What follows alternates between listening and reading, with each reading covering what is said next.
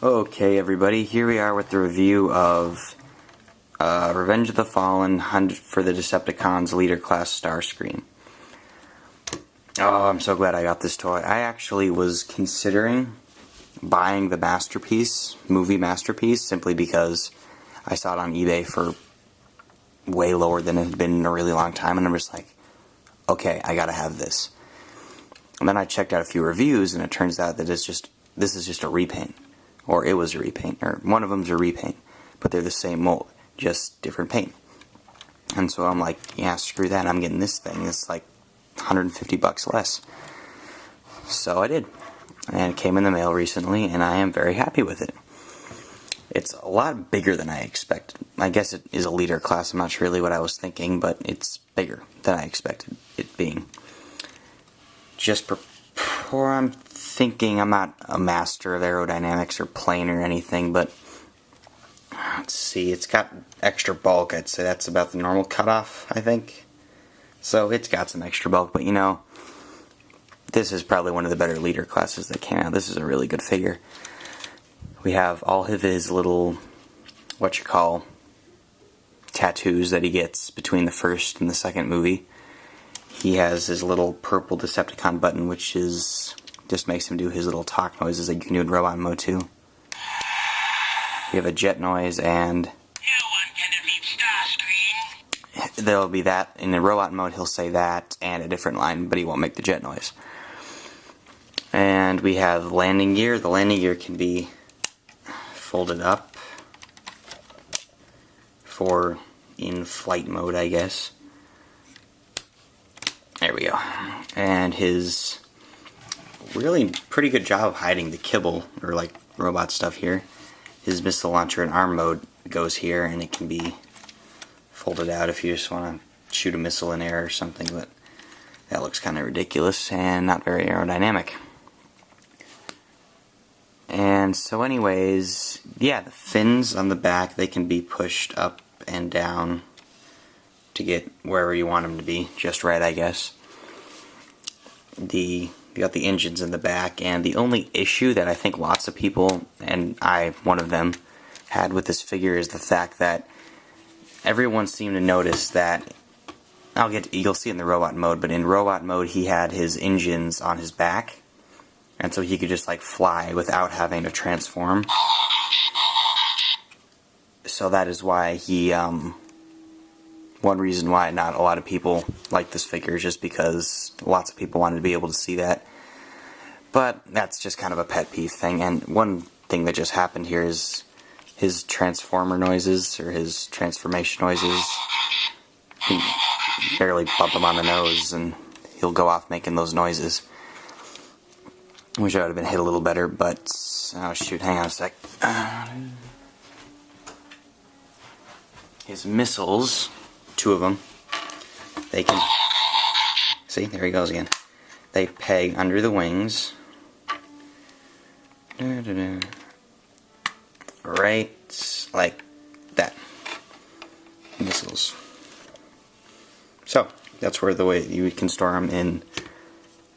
Yeah, there's a different place to store them in robot mode, but that's how you put them in vehicle mode. So we're going to go ahead and transform him, I think. I think that covered everything. Yeah, I think that's it. Okay. Now to start, I think I'll do the legs. Hang on, I'm just going to go ahead and move the camera a little bit. The legs will come out. They connect right with these pieces right in the middle, which is also how the missile launcher sticks on. You can pop that off, put that aside, and then they will separate. And after you separate them, they fold down for what will be his legs. He has those kind of weird little dinosaur leg thingies. I'm not really sure what you call those, but really quick. Heel's going to flip out. This brown piece will flip up. And that portion snaps forward to give him his feet. And do the same thing on the other side. There we go. Those are his legs. Those are really easy to transform. The upper half can be a bit of a challenge. You want to really quick right off the bat, you're going to take these two things. Those are going to fold out. He has these two panels here that let him do all of his in-between mode stuff. But really quick, this panel will snap up. I'll get to that in a second, but that'll be what comes his back, and his arms are actually right here.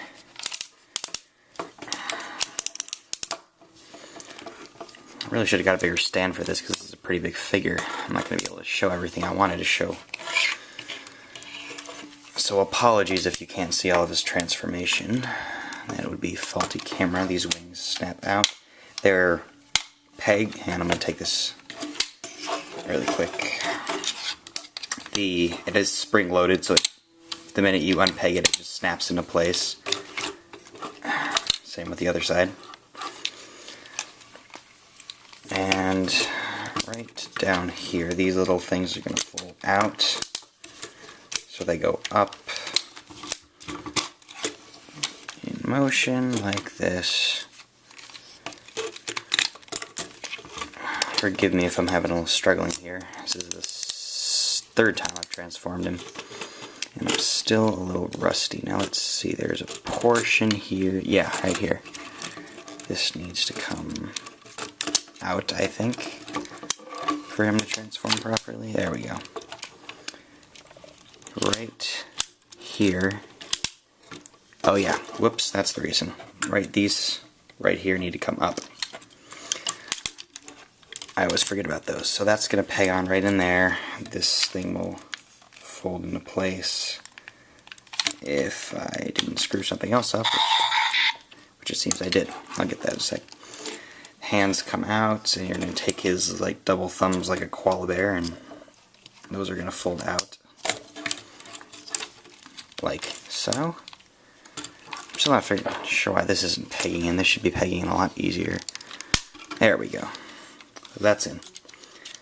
And that's one portion, and now the other will come up.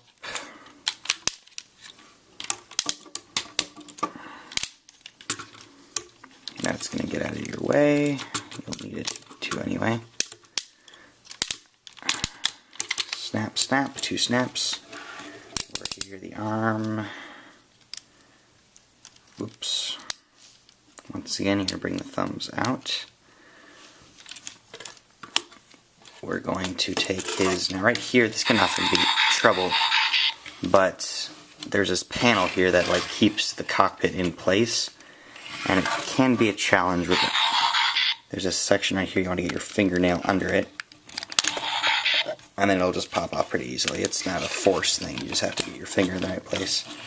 So there's his head and cockpit. This little thing in the back is going to fold up, and that. This assembly will fold nicely into place, and you're going to want to push down here, and it should snap nicely into place, and then come on. Thank you. These will snap into place in the back, and you can go ahead and fold these up. And then often it's kind of a problem getting him to stand up straight. There we go.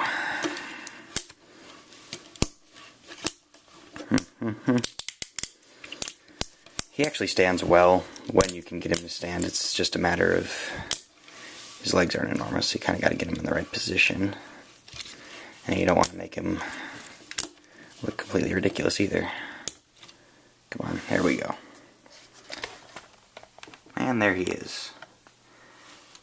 So, let's get to some real quick stuff that's obvious. They did a really nice job with detail on this thing. It's really, my camera's not the greatest quality, but they did a great job with like little panels and gears and little silos and everything. Now, considering this is a Revenge of the Fallen figure, he's going to have these little mech type of things on his arms, which aren't particularly intrusive. There will be a little red switch on the bottom, and you flip that up and a Gatling gun will come up. And it'll just slide right back in, and the other side we have two missiles. Now, we're going to get to articulation real quick. The arm articulation is really good and only really lacks in one thing. So we have a shoulder that does this. His arm can go all the way around, out and everything. Cool little way of doing that. Swivels here. We have an elbow. Only issue, there is no wrist. That plays into his gimmick. Which, I still kind of think they could have made the wrist swivel anyway, but whatever. Legs, we have his weird little, goofy little legs. He has, his actually toes can separate. So be careful about those. And we have, we have outward movement. Goes in and out, ratchet joints there. It folds pretty much everywhere along the leg. Well, that's very descriptive, but leg articulation is just about perfect.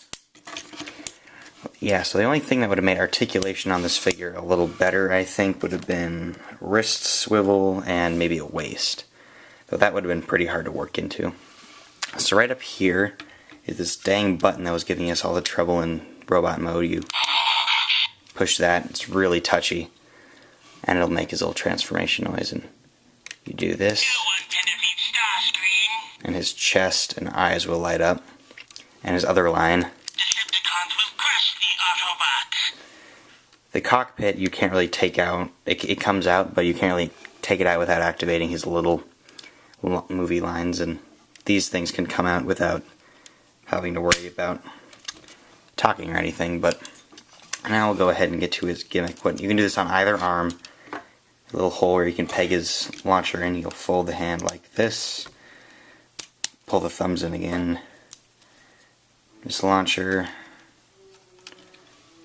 just goes ahead, just pegs on. Very reminiscent to the movie. We have 3 missiles right here, and I can't remember if these little dagger things were in there, but whatever. Missile will go right in here. It looks somewhat ridiculous. I mean, we didn't remember seeing a giant missile sticking out of his launcher in the movie, but you know, whatever. Firing range, pretty good. I've seen better, but it's pretty good. Now this figure is, let's see, the head, when his gimmick will activate when he, dang it, let me move this up. When you do his gimmick, which makes him talk, when you do his gimmick that makes him talk, his mouth will come up like that, and you can move that without activating his gimmick. And that's the extent of his mouth. And his head does swivel like so. And all in all, this is probably, I'd say, the second best Revenge of the Fallen leader class. I mean, the Optimus Prime was no doubt the best. Hopefully I'll review him if I can get him to transform properly. I still am not completely confident transforming that thing. It's just so tough, because both modes are so accurate. But I think this one takes the cake for second. I mean, unless I'm really retarded, I think there's only Starscream, Optimus Prime, Megatron, and Jetfire. Megatron was a little disappointing. Jetfire, that was a little iffy too, but it wasn't bad. And the Starscream was really good though. Everyone's been, I think, waiting for a big movie Starscream. I mean, we've had the Voyager, and that was okay. The Voyager actually is pretty good, but, you know, considering the fact that they made a leader class for both the bosses and Jetfire, I think we were all waiting for this guy. So I was pretty psyched when I managed to pick him up. So yeah, I definitely give this guy a good rating. He's maybe an 8 out of 10. I'd definitely pick him up if I saw him again and I didn't have him. I'd totally pick him up. This is probably the best movie Starscream I think that's out there, except for the Masterpiece, but I'm not spending $169 on a toy that's the same thing as this with just a movie 1 repaint. And that's that.